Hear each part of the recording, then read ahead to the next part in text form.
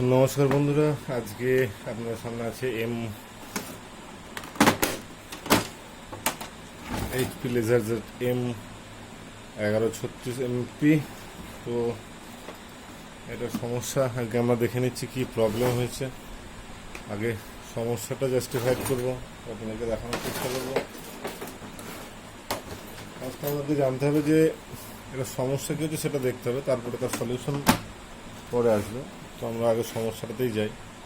আমরা প্রিন্টারটা অন করলাম, ইনস্টলেশনের কাজ চলছে।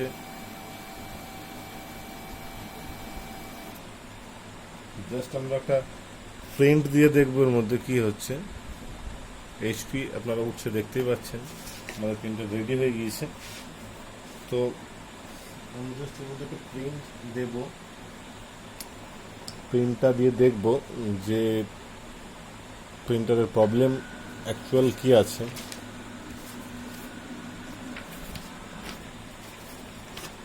ঠিক আছে, আমি এখানে একটা রাফ পেপার ইউজ করলাম, কারণ পেপারটা নষ্ট করে কোনো লাভ নেই। ওই জন্য আমি একটা রাফ পেপার ইউজ করে এখানে একটা প্রিন্ট দিয়ে দেখছি প্রবলেমটা কি হচ্ছে।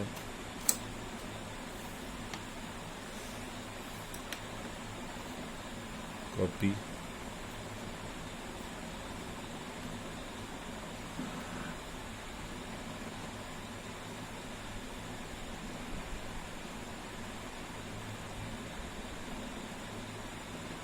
তো আমরা অলরেডি একটা প্রিন্ট দিয়ে দিয়েছি। তো দেখা যাক প্রবলেমটা জাস্টিফাইড করা যায় কি না। আসলে এটার প্রবলেম হচ্ছে এটাই, প্রিন্ট নিচ্ছে না, কোনোরকমভাবে প্রিন্ট নিচ্ছে না।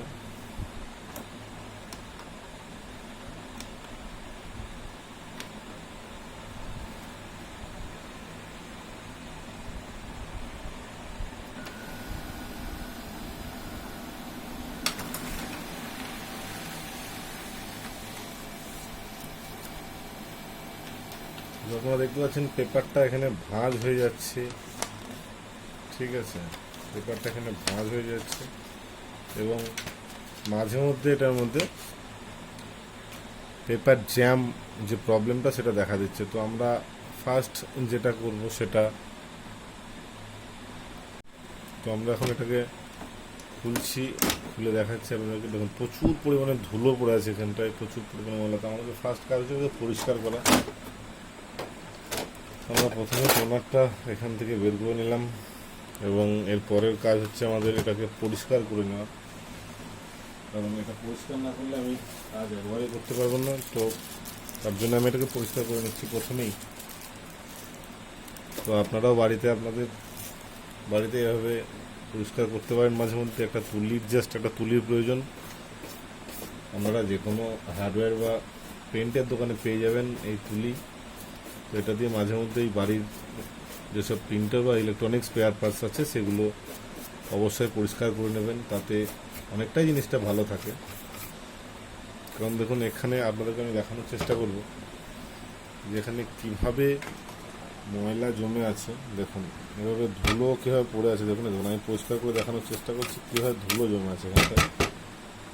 তো ফার্স্ট আপনারা চেষ্টা করবেন জিনিসটাকে পরিষ্কার রাখার, এবং এই সমস্ত ধুলোবালি ময়লা যেগুলো আছে সেগুলোকে মাঝে মধ্যেই আপনি নিজেই পারবেন আপনার বাড়িতে এরকম একটা ছোট্ট তুলি প্রয়োজন হবে, যেটার মাধ্যমে পরিষ্কার করে নেবেন।